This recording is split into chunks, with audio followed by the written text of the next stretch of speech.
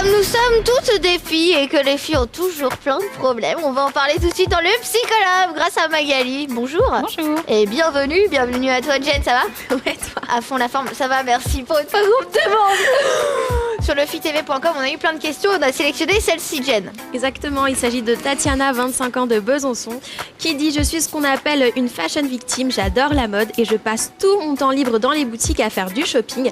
Mais voilà, je dépense des fortunes et même l'argent que je n'ai pas, je viens d'être interdit bancaire et je n'arrive pas à arrêter, j'ai l'impression d'être droguée. » Ah bah elle le dit elle-même, fashion victime, droguée, elle est même interdit bancaire, je sais pas, ça m'est jamais vraiment arrivé. Donc toi Magali, d'après toi, est-ce qu'elle a un problème? Alors ce qu'on constate depuis quelques années, c'est que victime de la mode, ça s'apparente à une addiction, à une néo-addiction, au même titre que les jeux vidéo, les jeux en casino. Et tout ça est un petit peu encouragé, on va dire, par la société de consommation, par les médias qui font que tout est éphémère, il faut consommer, il faut être à la page pour exister dans ce monde. Donc là, Tatiana, vraisemblablement, elle parle de drogue, mais elle n'est pas très loin du compte. Elle est un peu dans un mécanisme d'addiction où il y a la montée d'adrénaline, au moment où on est sur le point d'obtenir ce qu'on voulait, l'état de manque quand on ne l'a pas, la frustration, le bonheur intense, même s'il est très éphémère, de la nouvelle acquisition. Donc c'est vraiment typiquement un peu le cycle du drogué qui a besoin de sa dose, on va dire. Enfin, elle dévore pas ses vêtements, elle les fume pas non plus, tant mieux. Donc, non, mais elle est interdit bancaire. Il y a quand même des conséquences qui sont pas négligeable. Oui, t'as raison. Donc, d'après toi, elle a 25 ans, donc sa mère peut pas être derrière elle non plus à lui dire que c'est mal. Qu'est-ce qu'il faut qu'elle fasse? Jenna, toi, t'es une fashion victime un peu. Oui, mais j'ai des limites. Oui, c'est vrai qu'il mais... m'arrive souvent d'aller dans les magasins et de me sentir frustrée quand j'achète rien, mais je me pose quand même des limites parce que voilà, faut faire un choix. T'as encore la capacité de poser des limites. La Tatiana, je crois qu'elle est complètement en dehors des réalités. Ça vient peut-être aussi d'une incapacité à se sentir frustrée, ce qui peut être normal quand on a 14-15 ans où on est fashion victime à mort, l'est beaucoup moins quand on a 25 ans. Parce qu'à 14-15 ans, finalement, on se cherche un peu, on a besoin d'être reconnu par les pairs, d'adhérer à un groupe, de se sentir valorisé. Et tout ça, ça passe beaucoup par l'apparence.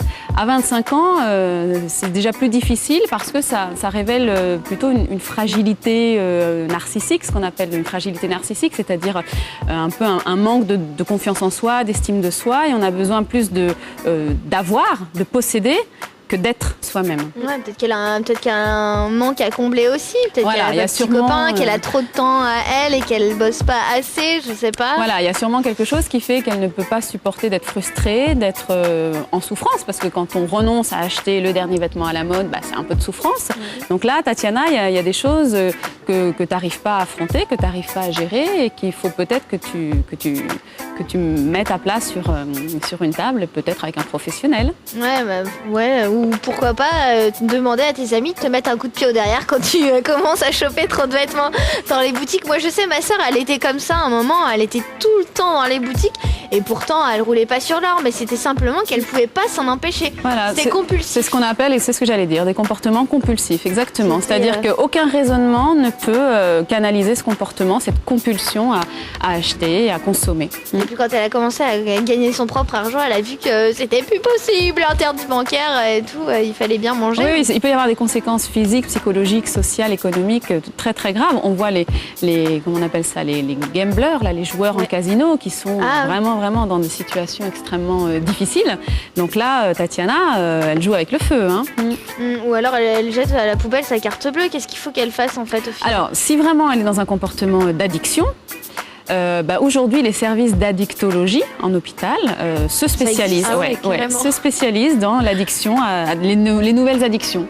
Jeux, sexe, mode, il y a maintenant dans les grands hôpitaux, il y a des spécialisations en addictologie. Et donc ça en fait partie, l'addictologie aux vêtements, au shopping, tout ça, ça fait partie. Oui, quand ça met en péril comme ça sa vie personnelle, la vie familiale, il faut une prise en charge vraiment proche de celle de l'addictologie classique. Enfin, tant qu'elle en a conscience, elle peut encore en parler à un professionnel, comme tu dis. Oui. Même à ses proches, demander à ce qu'on la bâillonne, ce qu'on lui mette des menottes à son porte-monnaie. Ouais, ça peut être une solution. Tatiana, on t'embrasse, on espère que ça va aller mieux pour toi et ton addictologie aux vêtements. Prends soin de toi, Kawaii, ça continue, mais si vous avez d'autres questions, fitv.com. Merci Jed et merci Magali. Merci. À toutes.